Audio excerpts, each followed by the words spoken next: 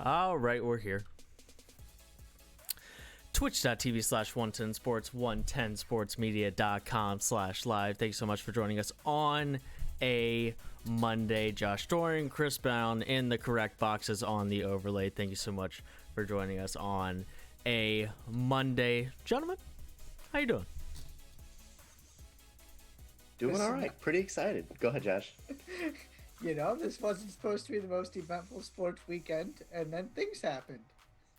Lots of things happen, from on the court to, I suppose, off the diamond, but things that will severely impact what is happening on the diamond.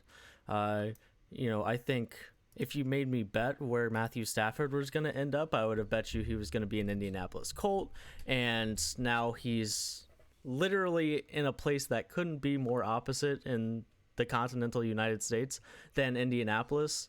He's out in LA, and so it was quite an eventful weekend, and we're here to break it all down. We'll start with two significant trades, one in baseball, one in football, then talk about the Big 12 SEC Challenge over the weekend. I love late season non-conference basketball. It's just so refreshing. Like, every single season, every single sport has those sort of late season, and specifically for college basketball, it's the just bad conference games that every team has to play because everybody just has bad teams in their conference. And so to get this change of pace with some non-con basketball in the middle, in late January is always nice. So we'll talk about that, winners and losers, at the end of the show to round out the weekend. I suppose we're rounding out the weekend. We're rounding out the weekend in sports with winners and losers here on a Monday. But first, Mr. Brown, Mr. Chris Brown, at C Brown Sports on Twitter. Not only is there an NL Central team that looks like they want to win that division, but it's your esteemed St. Louis Cardinals that look like they want to win the NL Central. How are you? You're glowing this morning. You really are. How are you feeling about this move that the Cardinals made to make a very clear statement to the rest of those NL Central teams that we're trying to win this division right now, and they kind of put themselves in a position they should expect to do that now, and that's a good enough baseball team to make those other teams look silly now. So how are you feeling on this Monday morning, a Monday morning on which Nolan Arenado is a St. Louis Cardinal? I'm feeling pretty excited. I'm pumped up. I'm excited for a variety of reasons. One is it just makes that team so much better. It makes the NL Central so much more interesting, and it makes I'm looking forward to just watching him play, quite honestly, because he's one of those players that is just so like Andrelton Simmons, like defensively, is just such a wizard, one of the best ever at his position. So I'm just looking forward to watching him play. So I have a little thing here at the top. You know how you guys know how when new movies are released, there'll be commercials for them. It'll be like, Variety raves an instant hit, and something like that. Yeah. It's a TV guide, calls it. So here's my version of that from sampling around the web. Okay. Here we go. Sports Illustrated calls it a heist for the Cardinals. Fangraphs writes, a phenomenal deal for St. Louis, and the other teams in the NL Central are unhappy tonight, while the Denver Post dubbed it the dumbest trade in Colorado sports history. So there you go. That was absolutely perfect. Absolutely sublime. Thank you much. So I cannot be completely unbiased in this, obviously, but I think I can. I'm pretty good at being able to look at things pretty objectively. And I feel like there's really no way you can look at this and not see this as the Cardinals' patience paying off brilliantly, and the team capitalizing on a incompetent Rockies front office. I'm comfortable saying that, given their pattern of events over the past several years now, and everything that led up to them sort of feeling like they had to trade Arenado to begin with. So my first reaction to this for a lot of people is sort of comparing it to what we saw with Mookie Betts last offseason and then Francisco Lindor again this offseason, right? You have this generational talent, face of the franchise star on the move. And of course, it's similar in that, right? Arenado, Betts, Lindor, they're all of that kind of class of some of these guys who have defined their previous team and been these stars for several years now. But that's kind of where the similarities end with this, because this is actually unlike Betts and Lindor, where they just had one more year left under contract before they were going to become a free agent, and Betts then gets a big extension. Lindor, that's an open question. Arenado, this was like a much more complicated trade, and that's part of the reason why it's still not official yet, because there's so much money moving hands that the commissioner's office has to approve it. There's deferrals in contract payments, so the players union has to approve it. So there's all these other complicating things that make it so that I thought that any trade of Nolan Arenado, and everybody thought this, was going to be so much trickier, because any team, whether it be the Cardinals or any other team, was going to have to make a couple of things happen. They were going to have to convince Arenado to waive his no trade clause. That's maybe not that hard.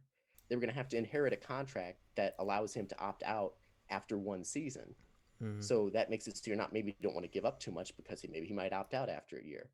But if he doesn't opt out, you're going to have to be on the hook for probably most, if not all, of the remaining 6 years, $200 million that he owed. So you have to give up enough. That's a lot of cash that you're on the hook for. But also at the same time, if he opts out, you don't want to give up too many prospects for him. Right. And then, right, the idea that you might have to surrender several top prospects to Colorado. So that makes it all tricky. And that's sort of like one or two of those things, probably not a big deal. But all four certainly didn't fit in the MO of the Cardinals front office of like being willing to give up and make all those things happen. But what ended up turning out to happen is that the Rockies didn't demand all those things happen. Their price was not that high because they were willing to pay the Cardinals $50 million plus and take C+ level prospects just to get rid of their superstar. Checks and out. Arenado was for them, For the Cardinals, at least. Here, take $50 million and give us like some dudes, and we'll here, give you can the have our best star. Rocky ever. Yeah, or yeah, at least one of exactly. them. Yeah, that's completely reasonable, right? Right, and then you have Arenado has agreed to defer a percentage of his salary, so the Cardinals aren't going to be necessarily on the hook in this sort of a linear way. And like I said, no more than C+ level prospects to get a maybe B-, but they keep their farm system intact. And then, some of the concessions on the Cardinals side were not concessions, but things that, make it so it's not perfect for them in every way. Arenado gets to keep his opt-out, and he adds another opt-out the next year, and 1 year, $15 million on the end of the deal. So it's like, that's what I mean by it's like there's so many factors, so many things going on here. But what looked like it could be the Cardinals responsible for about $200 million for 6 years of Arenado, instead, if he doesn't opt out, it's $164 million for 7 seasons of Arenado, which is much better. They'll be paying him an average, if he doesn't opt out, of like $23.4 million through 2027. And then, okay, I'm almost done here. I just have one other set of stats. Keep going. I love it. This is what Fangraphs estimated Arenado has been worth season by season for the last full 5 seasons he has played. So not 2020, because that skews things and everything. 36 million, 40 million, 46 million, 46 million, 48 million. The Cardinals, if this all works out like we think it's going to, and he doesn't opt out, they're going to be paying him 23 million a year for the next 7 seasons. Now, of course, he's going to age, he's going to regress away from Coors Field, all those other things, but he has so much room to get worse before it's not worth every penny that the Cardinals are paying for him. Like, there's so much room, right? Because you're not paying him $45 million a year, because Colorado's like, here, we'll give you $50 million to take him off our hands. Right. All of a sudden, they're not paying him all that much. And like you said, it immediately makes them the favorites in the NL Central. That's the end of my grand point. I'll let you guys get in here, but I'm very excited because I just don't feel like you can look at this. It's not risk-free because, right, he could still opt out. But I think there's given the fact that, and if he does opt out, okay, because the Cardinals didn't give up that many prospects to get him. Right. So, like, the downside isn't horrendous. It's not great. You'd rather keep him around for the next 6 or 7 years, probably, assuming he doesn't fall off. But the risk is just, it's there, but it's really not all that high, and the upside is tremendous. So that's why I'm so excited. And there's every reason to believe that he's going to stay long term, because he seems very happy to be in St. Louis. And the pitch is easy. The rest of the NL Central teams suck. You're going to go to the playoffs every single year, right? It's easy to. Right. I mean, and with an organization that consistently makes the playoffs and competes for World Series. Right. And every is a competent front office that produces on the field and in a lot of ways produces on the field more than, the sum of their parts. What they put on the field is greater value than the sum of the individual parts, right? It's really easy to convince a guy to stick around if you go this year and you dominate the NL Central, like frankly you should, and you should win it, and it shouldn't be all that stressful of a proposition. It's easy, and I also feel like, Arenado doesn't strike me as the kind of guy to be a headache either, and also he's just a guy who's been on a bad baseball team his entire career. It's not like you need to keep him occupied with really good baseball teams. Maybe just keep him occupied with playoff baseball, right? And give him a bit of chance to be a part of that. And then you add the fact that it's the Cardinals, and there aren't many many organizations in baseball that are more respected and just do things the right way than the Cardinals do. And I feel like it's pretty, but like you said, Chris, at the end of the day, it's just not that big of a risk when the Rockies don't demand what they frankly should have demanded for somebody of Arenado's stature. And yeah, I don't have too much to add here. I hope they make the rest of the NL look silly, the NL Central. It was just set up for somebody to make one move, and all of a sudden you are far and away better than everybody else, and that's what the Cardinals did. And to the point you just made, Josh, I have a lot of appreciation for teams that are, and this is even a good transition into Matthew Stafford to a certain degree, that even when it's obvious that the best idea all around is to trade a player, they don't budge and give up their leverage. We're happy to trade him, but we're trading him at our price. And the Rockies just disregarded and threw away their leverage and just said, we'll do whatever it takes to get rid of his contract. Which it's like they had been, it's interesting because the Cardinals had been in negotiations with them for like 2 or 3 off seasons now about Arenado. And you would think that they still would have leverage here, that they would still be in a position, right? Other teams like the Dodgers would love to get in on this too. Like there was at least things connecting them to Arenado, and the Rockies that just wasn't fair. I need that trade to be vetoed. Arenado can't be a Dodger too. That's not allowed. No, that's not allowed. That would be too much, and especially because they would just make the NL Central just nothing. I need something to make it interesting, like something. Even if it's not the Cardinals, I like that. It's a bunch of 80 and 80 baseball teams. Right. Up until Friday, and then we transition to Matthew Stafford, of course. Up until Friday, the biggest contract handed out in the NL Central was like a $1.5 million contract to Cubs backup catcher Austin Romine. That was the most that any NL team had handed out. And then the Cardinals brought back Wainwright, and then the Cubs brought in Jock Peterson to be their new Kyle Schwarber. But that doesn't. It's like he just replaces Schwarber. So now it gets a little interesting. But it's like there was just nothing happening. So I'm glad he's not going out west as well. Arenado, that is. My last thing before we move to Stafford is, and you mentioned it right at the beginning, Chris, but there's nowhere that's easier to hit the ball out of the park than Coors Field.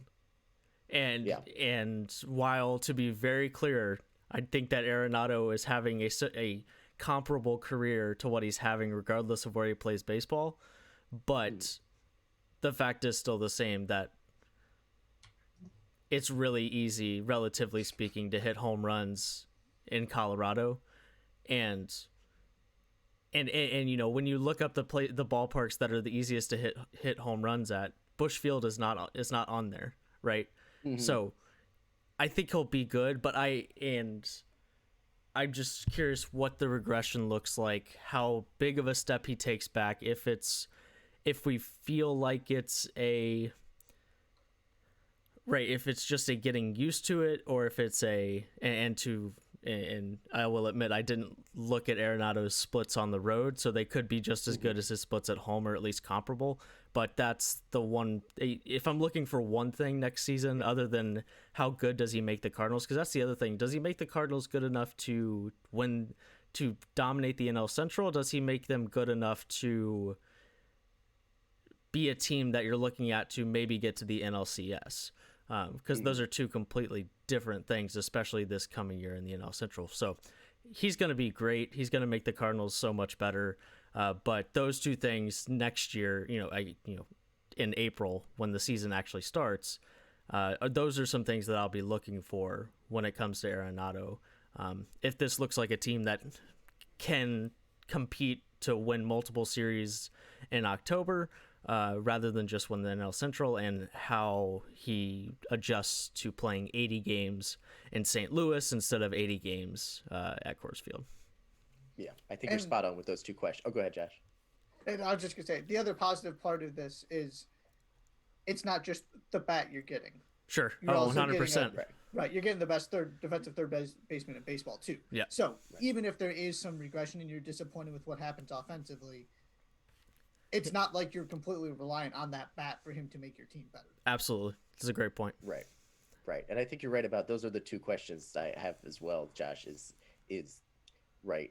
What does this mean for them in the in the bigger NL picture? Because they're the clear favorites in the NL Central, but I saw some people, Cardinals fans, probably overreacting to what this means, or saying they got to bring back everybody else too. I think as of right now, I probably would have them below at least two teams in the NL West and two teams in the NL East in sort of overall NL power rankings. But, the opening day isn't here yet. There's still time for other things to happen. Right. It's a and long then how season. Arenado performs. Yes, long season. Who knows what could happen? And then how Arenado performs at Busch. That's going to be interesting, like you said, because his road splits haven't been very good in his career. Okay. But then there's all these different patterns of like guys in similar situations, like when the Cardinals brought in Matt Holliday from the Rockies, and he was a not a great road hitter. Then he goes off and he's just fine in St. Louis. So it's a tricky thing. I think it's fair to expect that he's not going to hit 40 homers like he always does. Maybe he hits 32 instead, 35. But yeah, I think those are the good questions. Like, to what degree is a good question. And you see that average drop a couple points because there are a couple of those home runs that are just loud outs instead of home runs. Right. Let's move to Stafford. I wasn't expecting this. I was at work when this trade went down, and I came home and I was just completely unplugged. And I came home and my dad was like, "You see where Stafford went?" And I just assumed it was Indianapolis. I was like, "Oh, he went to Indianapolis?" He's like, "No, it was basically straight up Goff for Stafford." And I, will admit, after between the NFL playoff games, I don't do a whole lot of keeping up with the NFL news until it just sort of hits me in the face. But Matthew Stafford's a Ram. So we'll start here, Josh, because you're really big on the teams that win Super Bowls are teams that either have all-time quarterbacks or they're really good teams that get good quarterbacks on rookie contracts. That's basically what happens here. The Rams are a really good team that have another quarterback that's expensive. Mm-hmm. But is Stafford the better? Do you think that Stafford is the better expensive quarterback, and how much does Stafford raise the ceiling of the Rams? And of course he keeps them in the conversation in the NFC, but does he keep them in the conversation in the NFC the way they were this year, or the way that Goff did when he was a rookie and they went to the Super Bowl, or somewhere in between? But how do you feel about Stafford and the ceiling of the Rams and the trade in general? It increases it significantly. And Goff is weird because rookie year with Jeff Fisher was terrible. Mm-hmm. Then he was really good for 2 years. And that was when he was making Pro Bowls. They made the Super Bowl, looked like this thing, no brainer. You got to give him the contract. He's the guy. And then these past 2 seasons, he's been fine. But you look across the board at the numbers. I've got the passer ratings here. He went from 63.6 to 100.5 to 101.1 to 86.5 to 90. Those are his 5 seasons. The QBR is not quite as clear cut, but you look at the interceptions, the touchdown passes. His numbers have decreased the last 2 years, and just looking at it, he looks worse the last 2 years. Yep. Stafford is, I still believe, underappreciated and is a borderline top 10 quarterback. He's not in that top tier, but he's absolutely in that second tier. And to me, at the end of the day, this is very simple. And I love this trade for both teams because the Lions weren't getting anywhere with Stafford. Mm-hmm. But you get a chance to work with Goff. He's at least a short-term solution. It's not like they're spending in free agency. to a large degree where this is going to hamper their team building process. They're trying to rebuild. Mm-hmm. You get to see if you can get him back to his best. You get a couple first rounders. It was a good haul, again, because they didn't give up their leverage. Mm-hmm. They said, we're happy to trade Stafford, but you're giving us market value for him. Right. And for the Rams, to me, it comes down to this very simple idea. They have, from day one, basically, since Sean McVay got there, they have been continuing to commit to building Super Bowl caliber rosters, whatever it takes. Mm-hmm. Paying Jalen Ramsey, going up against the salary cap, trading away first round picks. They have consistently had a roster designed to win a Super Bowl and working tirelessly to keep that window open. Mm-hmm. It doesn't matter if the window's open, if it's so small you can't get through it. And that was the problem that they were in with Goff. Stafford opens up that window enough where they are absolutely Super Bowl contenders. And you look at it and you go, I can see Matthew Stafford winning a Super Bowl with that roster. You're not probably winning because of Matthew Stafford, but Matthew Stafford is better than Tom Brady is right now. Now, do you want Brady still in the postseason because he's Tom Brady? Maybe. I mean, that's what I was going to say. I mean, Stafford hasn't played an Right. important football game in his life. I mean, Right. and since he got to the NFL, that is. Sorry. Right. So he doesn't have the playoff pedigree, and I get that. But from just a pure performance perspective, he is now on a team with a coach that's made a Super Bowl with a bunch of players that have made a Super Bowl, and he is absolutely better than Tom Brady's been in this postseason. So that's what it comes down to. Who cares if you have to give up a couple more first rounders to get, and you get rid Tom Brady's in the Jared Super Goff's Bowl, by the contract. way. Tom Brady's in the Super Bowl, by the way. Been good enough to be in the Super Bowl, by the way. Yeah, absolutely. He also threw 3 interceptions, and it's been up and down. I'm just giving But you a hard Stafford, time. Yeah. Stafford is good. I like Stafford, and so that's what this is for me. Is if you're gonna try and keep this window open, and you're gonna continue to pay Jalen Ramsey and Aaron Donald and all of these guys, and you have the best defense in the NFL, then you might as well go give up whatever you have left to go get a quarterback that can actually do something with this roster. Because Jared Goff just wasn't doing enough to make them serious Super Bowl contenders. Whether you think that's the right strategy or not, because it's certainly filled with risk. Mm-hmm. It's not like this is a home run and they gave up a lot. But you gave up a lot to get rid of a contract that was hurting your team and was making you worse Mm-hmm. for a guy that makes you better. And you might as well go all the way through with this thing. If you're committing to having this window open for the next couple of seasons, go get a quarterback that can actually make this team feel like they can win a Super Bowl. Do you think he's...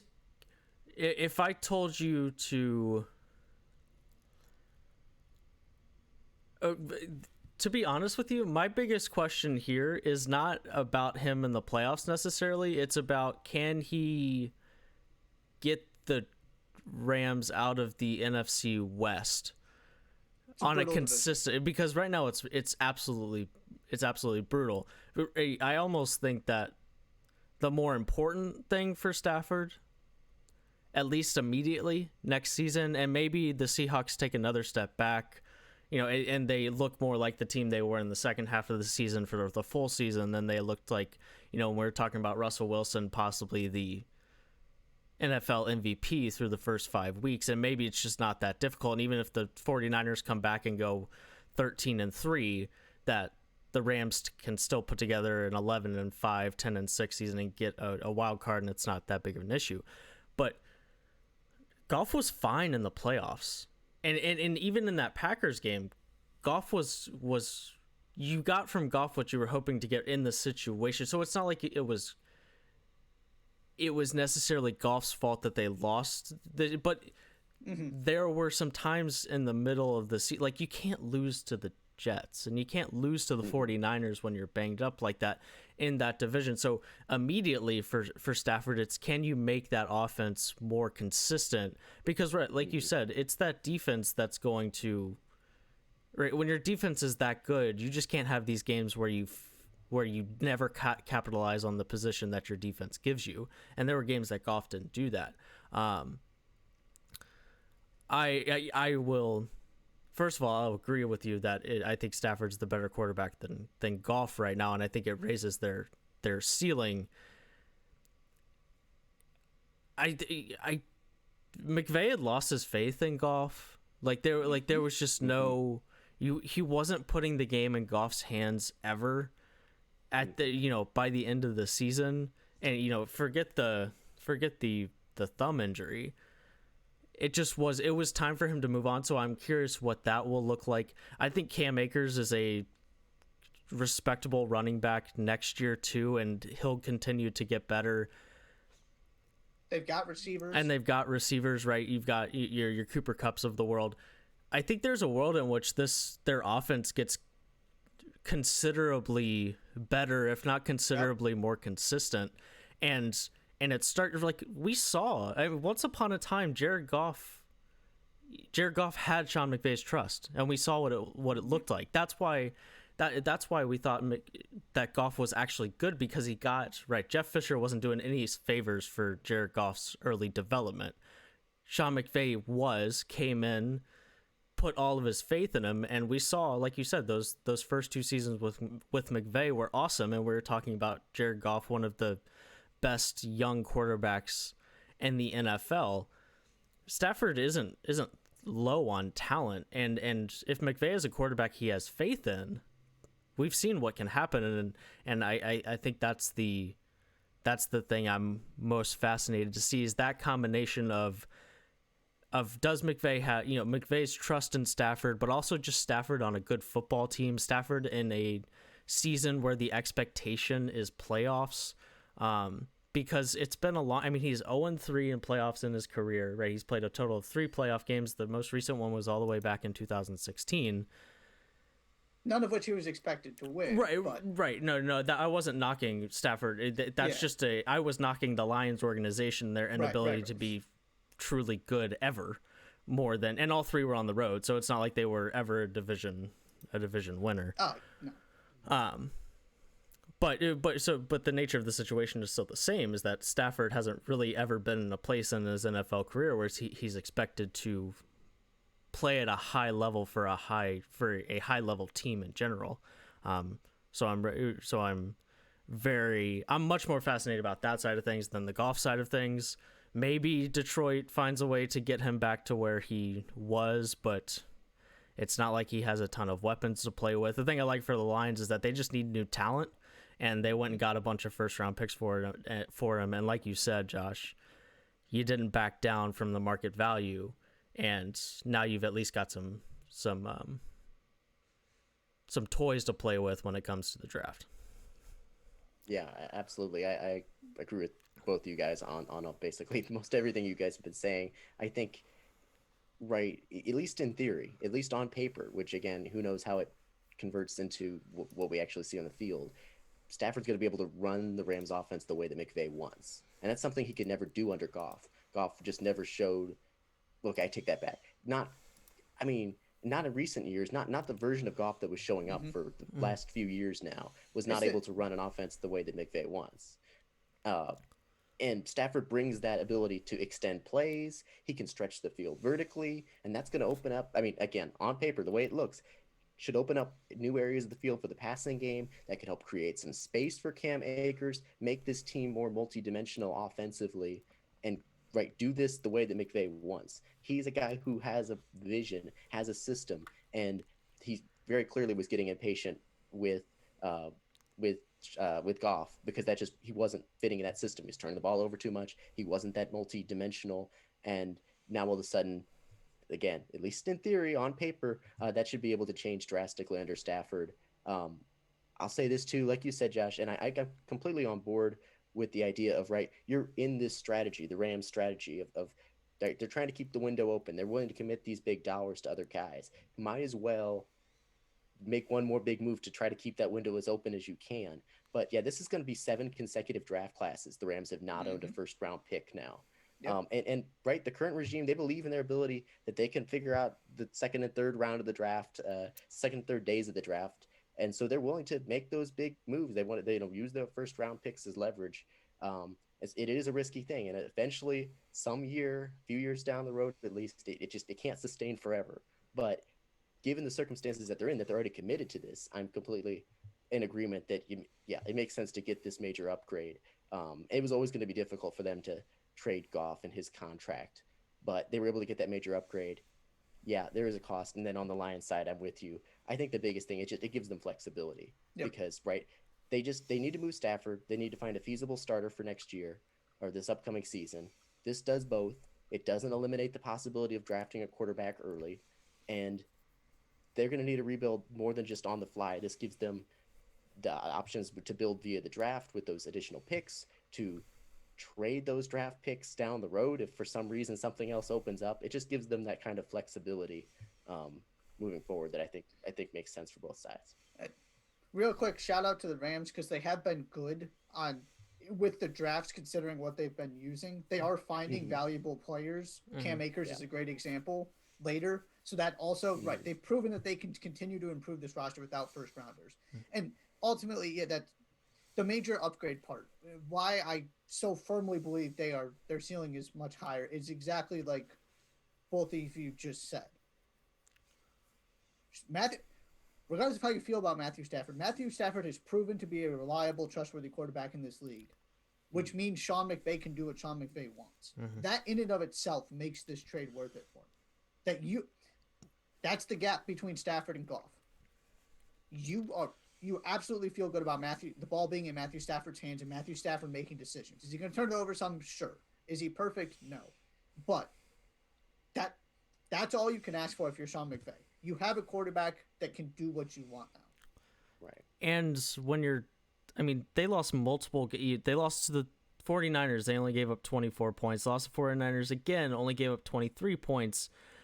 Lost to the Seahawks, only gave up 20 points. Lost to the Jets, only gave up 23 points. Like, this will, from a wins and loss column perspective, Stafford takes even more pressure off your defense, a defense that performs really well. I mean, that game that they lost 23-20 to the Niners, the only reason they only lost by 3 is because their defense forced like 8 turnovers, right? And that offense just couldn't do anything with it. When you have a defense as talented as that, if you go put up 24 points, you're going to win most of the games, right? Certainly. And Stafford's been doing that his entire career with less talent. Right. Especially, right, you're going to win more than 10 games in a season with that defense if you score 24 points every game. It's going to happen. And I like it for both teams. Real quick, the Texans are going to get like everybody and then their mother too for Deshaun Watson. If this is what the Lions are able to get for Matthew Stafford, no offense to Matthew Stafford, but Deshaun Watson is a different breed and much younger, right? So the Texans are if this is foreshadowing anything, the Texans are going to get quite a bit for Deshaun Watson. The other thing I'm even more interested in now is what the Colts do at quarterback, because I, for the last 2 weeks, was sort of thinking that Stafford made a lot of sense, but we'll see what actually happens there. Maybe they're still holding on to Jacoby Brissett. Maybe they're in talks to go get Deshaun Watson. Coming up next, we'll talk Big 12 SEC Challenge, do winners and losers at the end of the show. You're watching 110 Daily on the 110 Sports Network.